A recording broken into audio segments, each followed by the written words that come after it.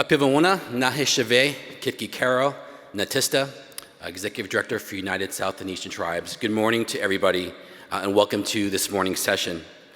Before I begin, I want to recognize how far we have come because of our past leaders, warriors, and advocates. Had they been complicit and not demanded more and better for our people and nations, had they not been forward-thinking, had they not had the courage to dream, think about how detrimental that would have been to our circumstances today. So before I begin, I want to be clear that nothing I present today should be interpreted as dishonor or disrespect to those efforts.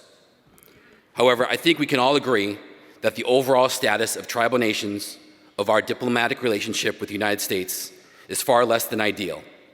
So we have a choice. Accept the current status as the limits of our special and unique relationship, or lean into the 21st century in a courageous way that reimagines the relationship and takes the necessary steps to reshape it in a manner consistent with our expectations. In 1977, the American Indian Policy Review Commission issued an extensive report on the state of tribal nation and U.S. relations. In this report, it spoke of deficiencies resulting from decades of failures to fulfill trust and treaty obligations and what was necessary to correct, including rationales and ideas that are part of the Marshall Plan for Indian Country. I mention this to acknowledge that the concept for this sort of investment is not new. However, our effort to create a concept paper to lay out the rationale is the first of its kind, and while it does not take on funding levels, formula distributions, etc., it does provide the framework for why such a plan should be supported for an Indian country. Our intent is to renew the concept and to actively fold the boldness of its proposition into our overall advocacy strategy, seeking to identify both short and long-term actions to pursue. Finally, before I dive into my presentation, I respectfully ask that you momentarily place aside the intentionally imposed artificial barriers, structures, processes that often prevent us from seeing the bigger picture, from demanding full honor of trust and treaty obligations, and from fully exerting the sovereign rights and authorities that are inherently ours. For those of you that might not be familiar, just for familiarity, the member tribal nations of our organization extend from the northeastern woodlands down the Atlantic coast to the Everglades and across the Gulf Coast. There is much diversity within our region, and that diversity is very reflective of the diversity that we see across Indian country at large. This must be the starting point of every conversation, this map. Pre-colonization, this was all of our land. And again, as we engage in these conversations, this must be the starting point as we proceed. With this group, I'm not going to spend a whole lot of time talking about federal Indian policies of dispossession, assimilation, termination, other than to say we are fully aware of the impacts and consequences of those federal Indian policies. And it must be understood that prior to 1975, with the passage of the Indian Self-Determination and Education Assistance Act, all federal Indian policies sought to achieve those three things. The result of those policies, massive land loss, including the natural resources associated with those lands, to the extent of 97.5% of our Aboriginal lands lost through those federal Indian policies. Why is this relevant? This is a chart of some data that we pulled from publicly available information. What the blue part of that chart represents is the current value of all of those lands and the associated natural resources with those lands. $5.64 trillion. That small white line, that sliver, what that represents on an annual basis is the average amount of annual appropriations that go to Indian country. Less than 1/10 of 1%. So while the United States still holds the asset of the land and natural resources, we are all too familiar with how every single year we have to fight just to get the less than 1/10 of 1%, even though the very strength and wealth of this nation is built upon those lands and natural resources. A few things I want to point out that I will revisit later in my presentation. Just to put this in the context for you, when we talk about that $22 billion figure from the Office of Management and Budget. To date, in the war in Ukraine, and this is not a policy statement on the merits or lack thereof of that war. We have sent $115 billion in less than 2 years in response to the war in Ukraine.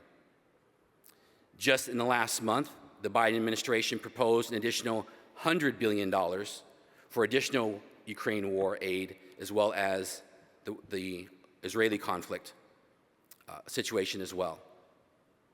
You compare that, again, to the annual appropriation for Indian country of $22 billion for 574 tribes, that puts it into context for you.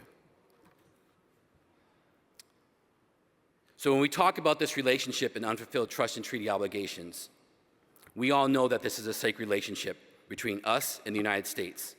It is rooted in the United States Constitution, numerous treaties, statutes, federal case law, regulations, and executive orders, collectively serving as the foundation for our unique relationship. Unfortunately, the execution of this diplomatic relationship is often far from the honor and respect that it deserves, and processes and models that are still reflective of paternalistic behaviors. And it's important to stress, at no point in history has the United States ever adequately fulfilled its trust and treaty obligations to Indian country.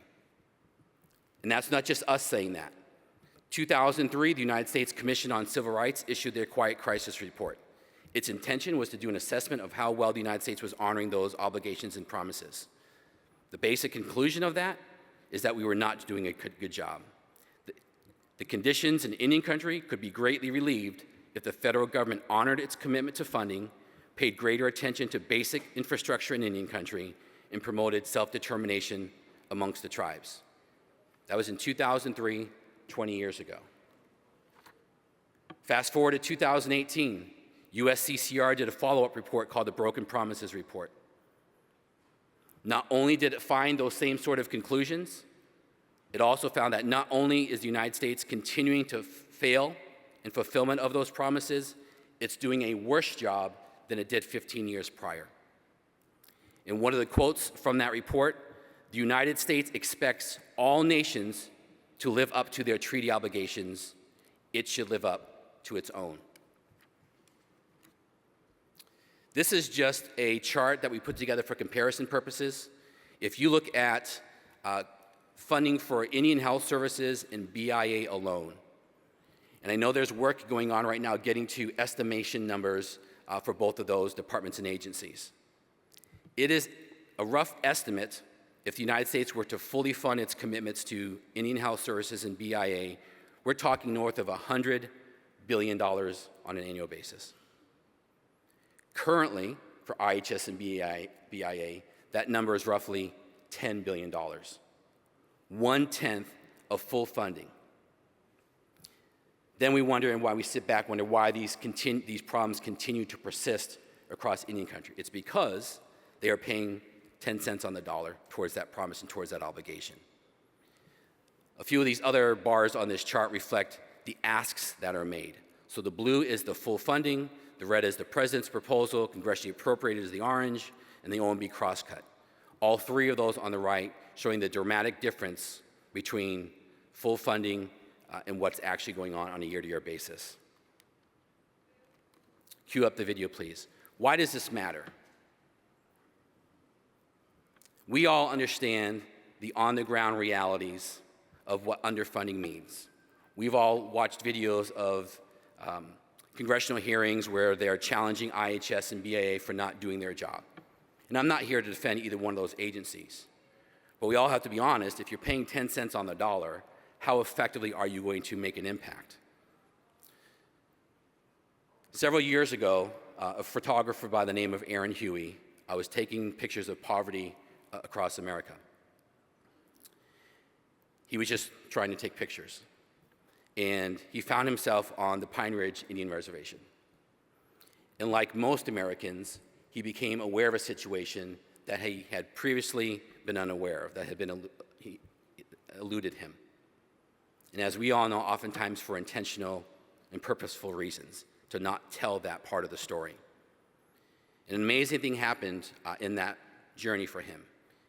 He woke up to reality that he had been blind to prior to that. So there is a full TED Talk that Aaron did expressing his experience, but we've cut 4 minutes of that just to share with you to show why this matters, what the consequence of terrible federal Indian policies are, underfunding. And it's a single example, but it is an example of a much broader problem to varying degrees. Play the video, please. 10. Statistics about Native population today, more than a century after the massacre at Wounded Knee, reveal the legacy of colonization, forced migration, and treaty violations. Unemployment on the Pine Ridge Indian Reservation fluctuates between 85 and 90%. The housing office is unable to build new structures, and existing structures are falling apart. Many are homeless, and those with homes are packed into rotting buildings with up to 5 families. 39% of homes on Pine Ridge have no electricity. At least 60% of the homes on the reservation are infested with black mold. More than 90% of the population lives below the federal poverty line. The tuberculosis rate on Pine Ridge is approximately 8 times higher than the US national average. The infant mortality rate is the highest on this continent and is about 3 times higher than the US national average. Cervical cancer is 5 times higher than the US national average. The school dropout rate is up to 70%. Teacher turnover is 8 times higher than the US national average. Frequently, grandparents are raising their grandchildren because parents, due to alcoholism, domestic violence, and general apathy, cannot raise them. 50% of the population over the age of 40 suffers from diabetes. The life expectancy for men is between 46 and 48 years old, roughly the same as Afghanistan and Somalia. The last chapter in any successful genocide is the one in which the oppressor can remove their hands and say, "My God, what are these people doing to themselves? They're killing each other. They're killing themselves while we watch them die." This is how we came to own these United States. This is the legacy of Manifest Destiny. Prisoners are still born into prisoner of war camps long after the guards are gone. These are the bones left after the best meat has been taken. A long time ago, a series of events was set in motion by a people who look like me, by Washichu, eager to take the land and the water and the gold in the hills. Those events led to a domino effect that has yet to end. As removed as we, the dominant society, may feel from a massacre in 1890 or a series of broken treaties 150 years ago, I still have to ask you the question, how should you feel about the statistics of today? What is the connection between these images of suffering and the history that I just read to you? And how much of this history do you need to own, even? Is any of this your responsibility today? I have been told that there must be something we can do. There must be some call to action. Because for so long I've been standing on the sidelines, content to be a witness, just taking photographs. Because the solution seemed so far in the past, I needed nothing short of a time machine to access them. The suffering of indigenous peoples is not a simple issue to fix. It's not something everyone can get behind, the way they get behind helping Haiti, or ending AIDS, or fighting a famine. The fix, as it's called, may be much more difficult for the dominant society than, say, a $50 check, or a church trip to paint some graffiti-covered houses, or a suburban family donating a box of clothes they don't even want anymore. So where does that leave us? Shrugging our shoulders in the dark? The United States continues on a daily basis to violate the terms of the 1851 and 1868 Fort Laramie treaties with the Lakota. The call to action I offer today, my TED wish, is this: honor the treaties, give back the Black Hills. It's not your business what they do with them.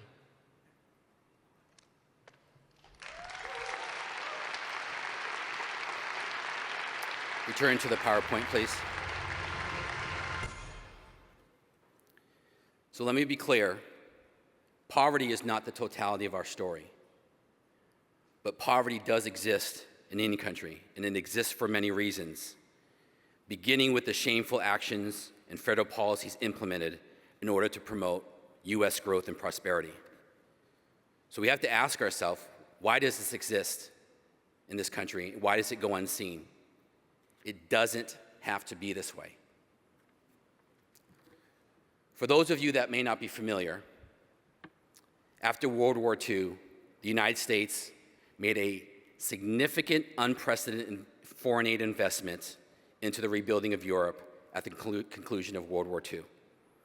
That was known as the Marshall Plan, and it had the goal of achieving a stable economy and stable peace throughout Europe and here in the United States. As part of that effort, it came from an international law, human rights idea, called the responsibility to rebuild, which is an obligation taken on by one country when it militarily intervenes or occupies another. The intervening country then bears a responsibility to assist with the occupied nation's recovery, and this assistance is premised upon adequate funding in close cooperation with the local people. It is important to remember that while the Marshall Plan was the right thing to do, it was also designed to be mutually beneficial for the United States. So let's look at some of the costs associated with that. At the time, the investment and that investment amount varies depending upon what data and time frame they are using. But one of the measures is the percent of US GDP, which represented 1% to 2% at the time. Those dollars in present day value ranges from $230 to $464 billion. Again, reminding you of the annual appropriations of $22 billion that we receive. Similarly, if you use gross domestic product at the time, it represented 13% of US GDP at the time. In current value today, that is almost $1 trillion.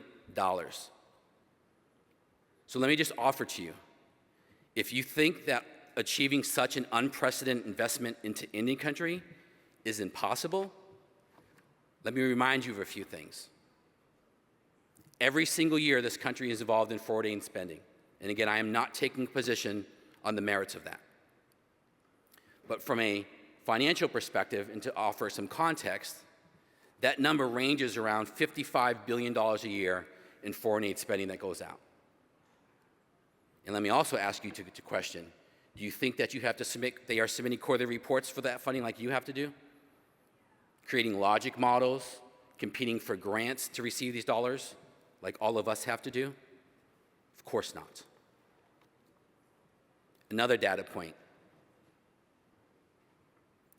We just recently wrapped up the war in Afghanistan from 2001 to 2021, a 20-year war. The cost of that war, $8 trillion. $8 trillion. For that same 20-year period of time, the amount of appropriations that went to all of us for 574 tribal nations, $400 billion. 20 times less the amount that we spent in the war in Afghanistan. And as you heard me mention earlier, tally is still running. We're up to $115 billion in our support for the war in Ukraine. But let me also offer this for your consideration. There are conversations happening right now at the conclusion of the war in Ukraine about a Marshall Plan in Ukraine. We are already having conversations as a country, once that war is concluded, about an investment that we will make in the recovery post the war. And President Vladimir Zelensky has made several trips to the United States, to Capitol Hill, asking for additional monies in support, saying your money is not charity, it is an investment in the global security and democracy that we handle in the most responsible way. Keep that in mind when we talk about the reasons and rationale for that same sort of logic being applied to us.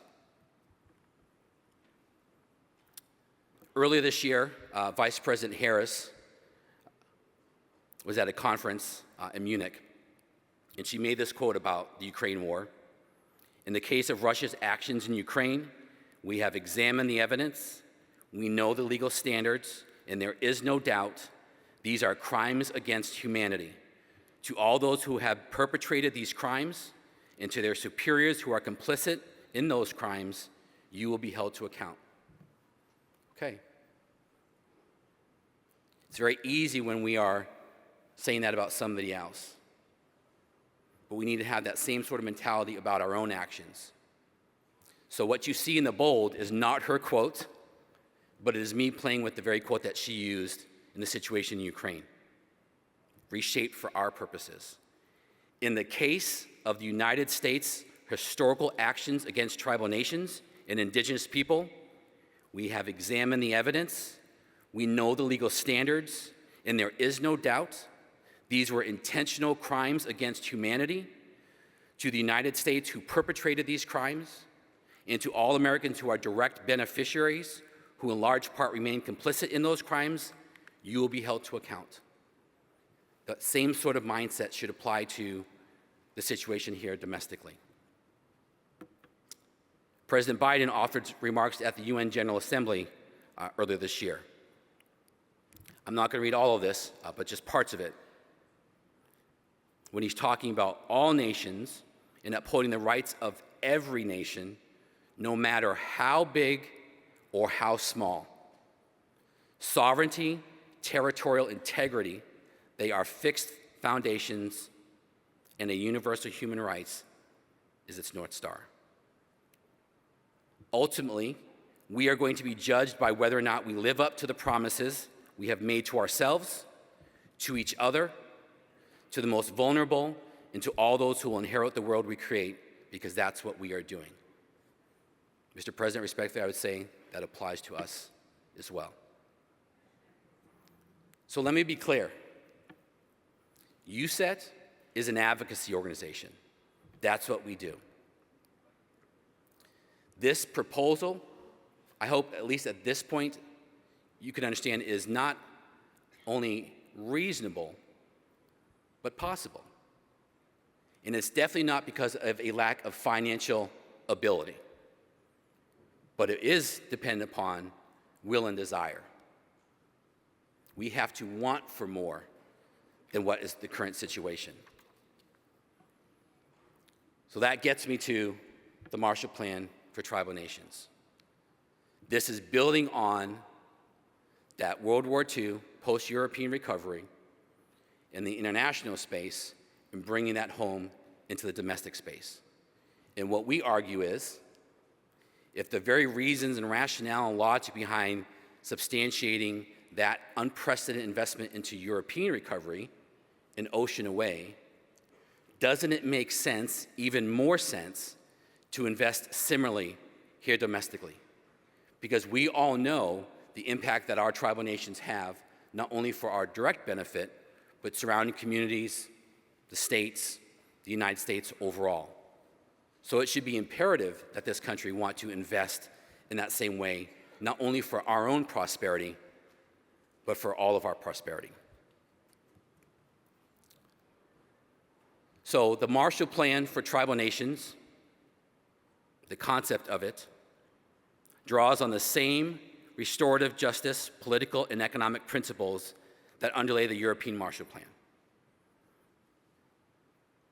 It is crucial to reiterate, however, that the rationales and obligations of the European Marshall Plan apply with even greater force, as I mentioned, to investment in tribal nations due to the concurrent and historical reality faced as a direct response and result of U.S. actions and policies. One thing I want to stress, because this question has been asked on more than one occasion, the Marshall Plan for Tribal Nations is not a replacement of the annual appropriations process. This is an infrastructure investment of significant size.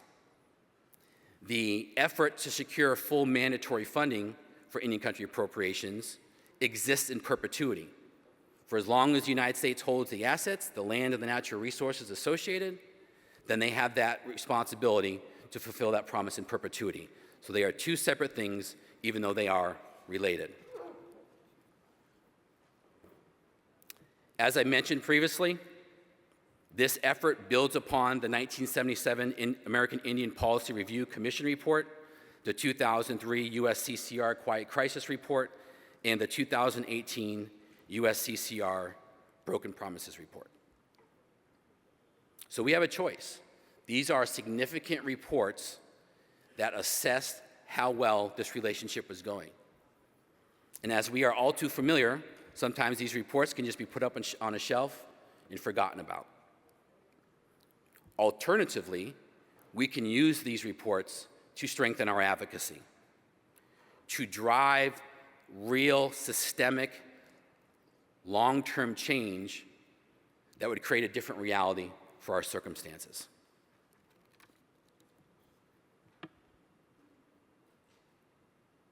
As I mentioned before, this effort is to bring this concept out of just a place that gets mentioned once in a while to be actively included in all of our collective advocacy strategies, whether it's tribal organizations, whether it's you as tribal nations, making sure that we are folding this into the conversation.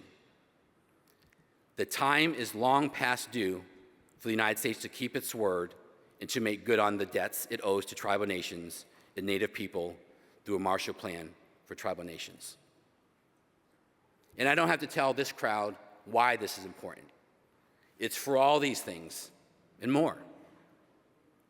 It's the very foundation of our ability to exert our inherent sovereign rights and authorities. It's about stewardship and conservation of our lands. It's making sure that not only our people, but our communities are healthy and thriving and vibrant, as the alternative to what you saw in that brief clip in the video. It's about sacred sites protection.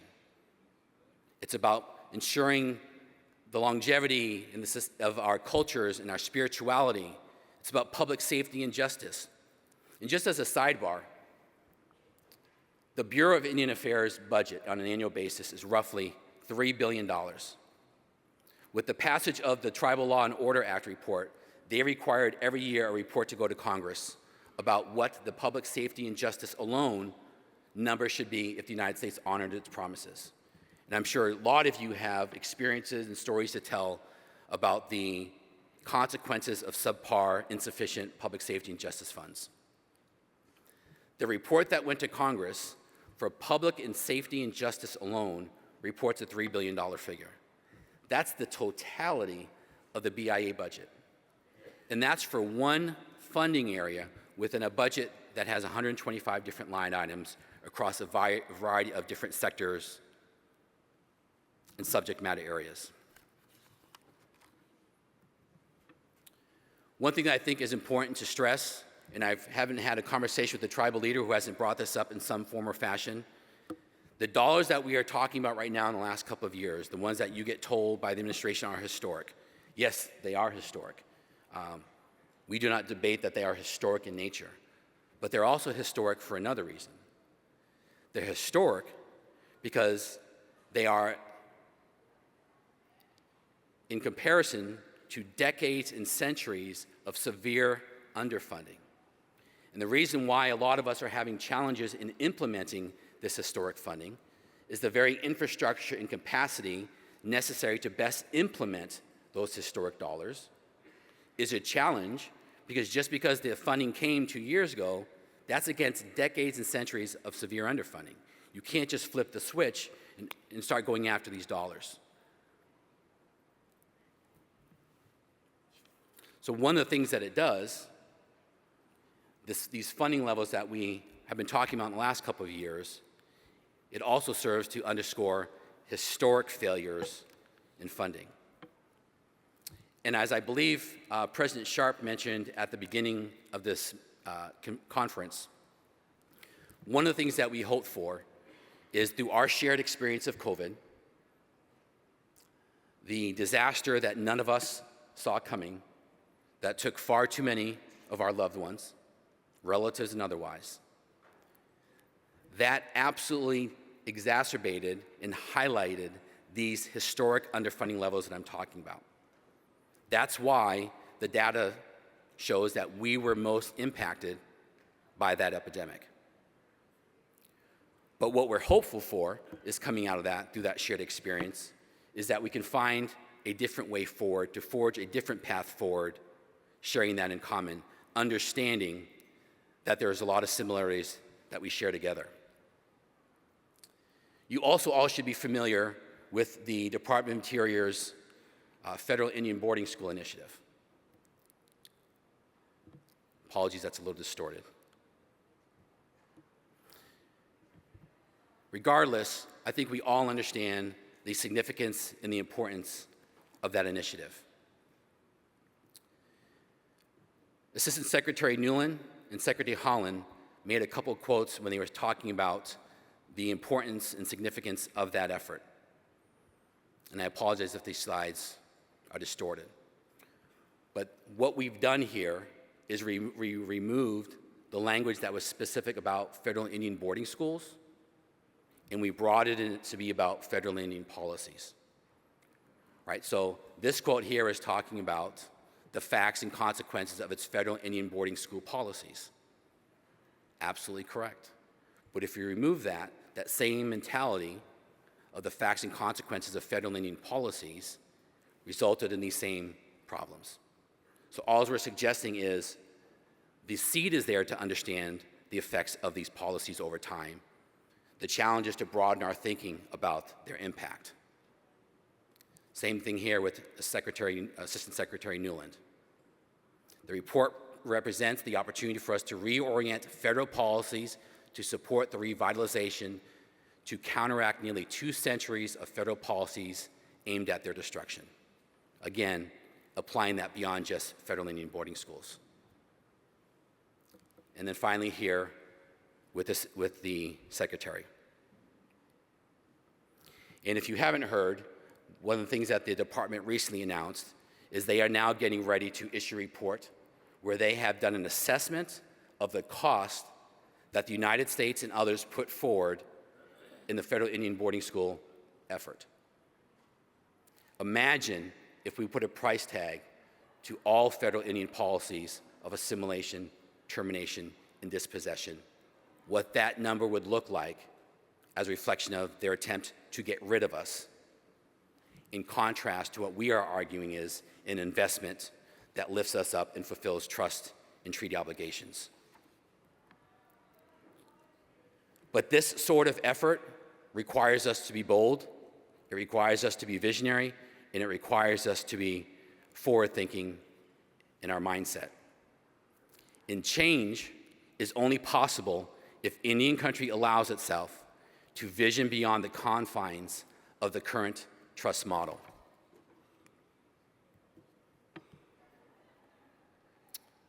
This is another quote from President Biden at the White House Tribal Nations Summit last year.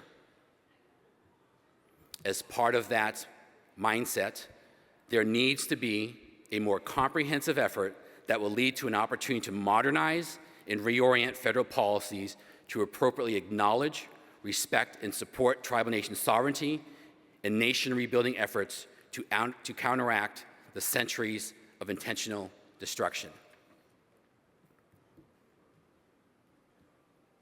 From that same summit last year, Vice President Harris, we must always speak truth, no matter how difficult it is for some to hear about our history. As a result of centuries of broken treaties, harmful assimilation policies, practices, and policies, displacements, dispossession, and violence, deep disparities persist across Indian country. Vice President Harris, we would say to you, we could not agree with you more adamantly.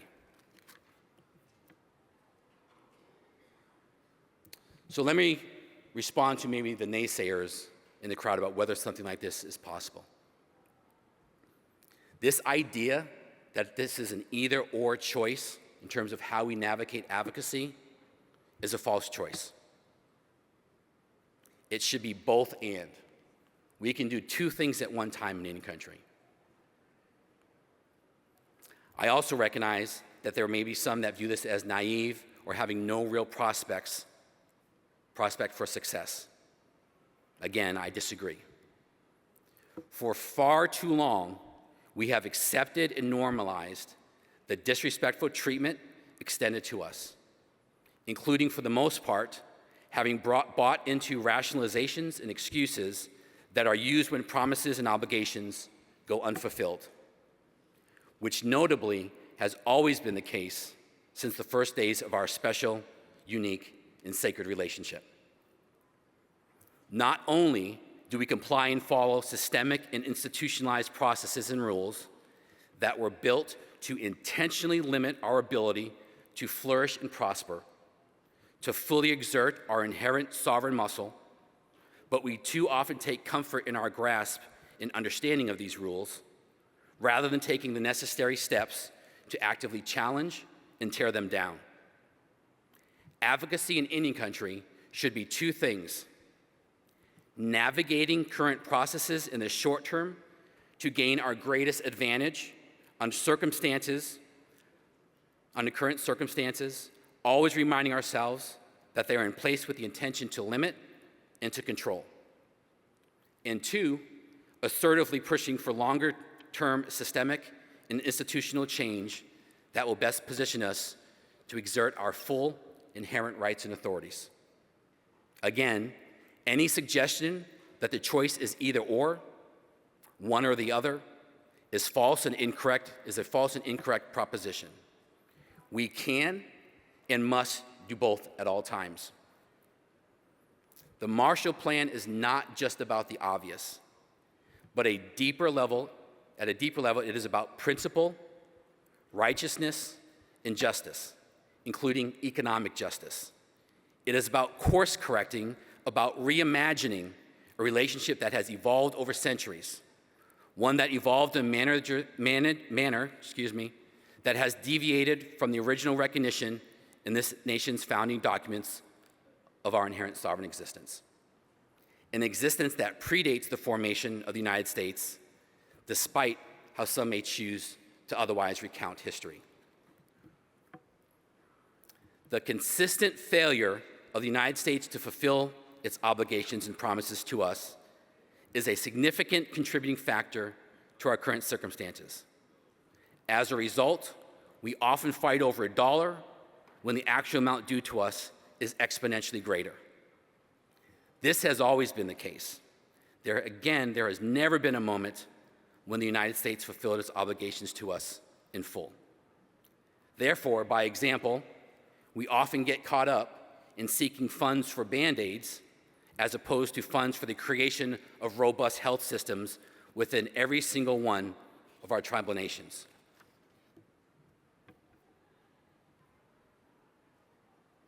Understanding that our tribal nations are still engaged in the nation rebuilding process, understanding that there are too many societal disparities and challenges to mention resulting from federal policies and failures, it is easy to get caught up in fighting for scraps. Not only do these scraps fail to correct the underlying deficiencies, the process too often puts us at odds with one another as relatives. This should be an unfamiliar tactic to no one because it has been used against us throughout history. But we need to better understand and appreciate how this tactic is creating division amongst us.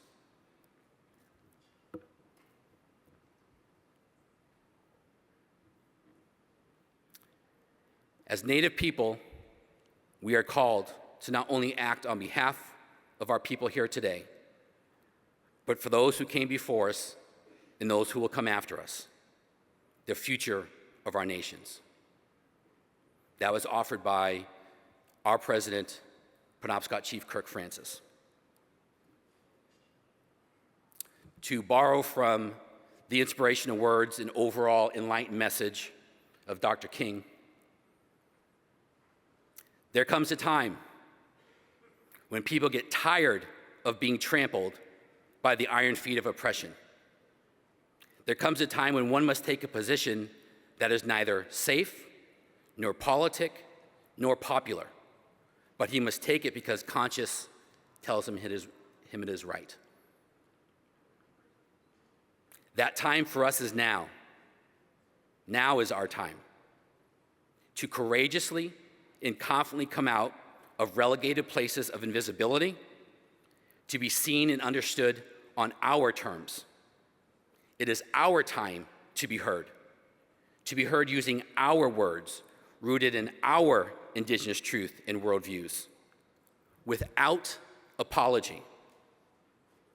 We are on the precipice of an effort that will lead to systemic and generational change, and that change relies on us collectively understanding our power, taking control of our power, and leaning in to that power.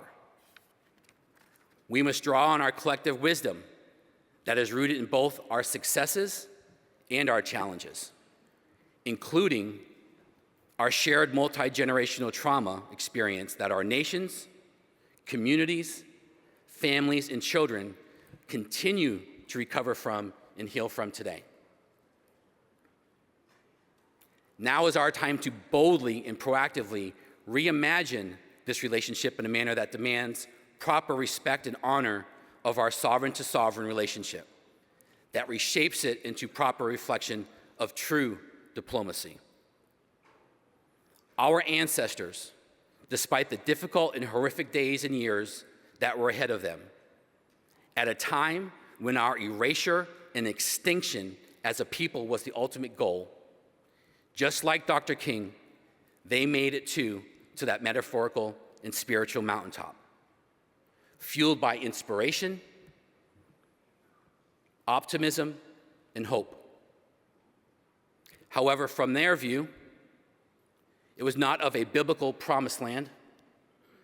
Rather, theirs was about the rightful and just restoration and return of our homelands. Lands that hold the bones and spirits of our ancestors, lands that we have sustained since time immemorial, lands of our creation stories, lands for which we have always been the rightful stewards, stewards who cared for them with the highest degree of regard and reverence. These are our lands. They saw on the horizon a view of not only our survival and perseverance, but a prosperous future for us as a people. A prosperous future where our indigenous principles and values still guide and center us. Despite the unthinkable challenges of their time, I am confident that they held on to hope, that they had a deep understanding and appreciation that our arrival into that prosperous existence would come well after they themselves had passed on into the spirit world, but a belief that we, as a people, would get there.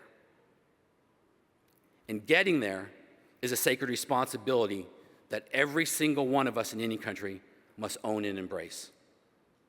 However, I can promise you one thing: we will never honor their sacrifices or achieve their dream and vision if we continue to allow ourselves to be complacent and complicit with a system and structure that routinely and consistently fails us, that fails to honor its responsibilities and obligations to us, if we concede that this expectation is too great or too heavy of a lift, or if we believe that the pursuit is naive or unrealistic.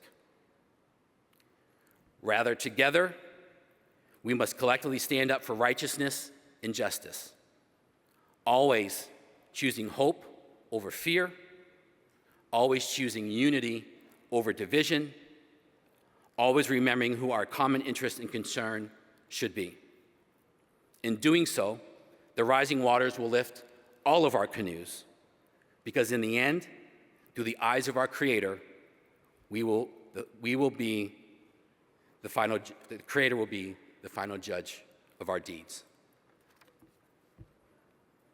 When it comes to the United States, we must ask the basic question about what kind of nation the United States is or will choose to be. Despite the challenges and strains of our relationship, we all know that our people have sacrificed and proudly served this nation. Served this nation in an effort to help it move closer to the ideals and principles reflected in its founding documents. It is imperative that we have a shared goal of an ideal nation that honors its promises to its first people, and understanding that greatness and exceptionalism of this country is a direct reflection of its treatment of its first people. Finally, progress can often be exceptionally slow, especially in Indian country, as we all know too well. And there is a distinct possibility that we will not achieve the change in progress that we desire within our lifetimes. But every effort worth pursuing has always started with the courage and intent to take the initial first step. Again, I want to acknowledge and express gratitude to all those who played a role in leading us to where we are today. I now humbly ask that we all commit to taking the first step into this next phase of our journey together, drawing upon our collective strength and wisdom as an Indigenous people. Relatives, it is true. We are up against centuries of policies of termination and assimilation, the real impacts and effects of colonization. But now is our time. The time has arrived for us to break free of the chains that hold our minds and our bodies hostage, to pursue a 21st century Indigenous inherent sovereignty movement that will lead us back to our rightful place within our own homelands, just as our ancestors intended and envisioned, just like the Creator intended, and in doing so, justice and righteousness will no longer elude us. Now is our time. Nia Esh, thank you.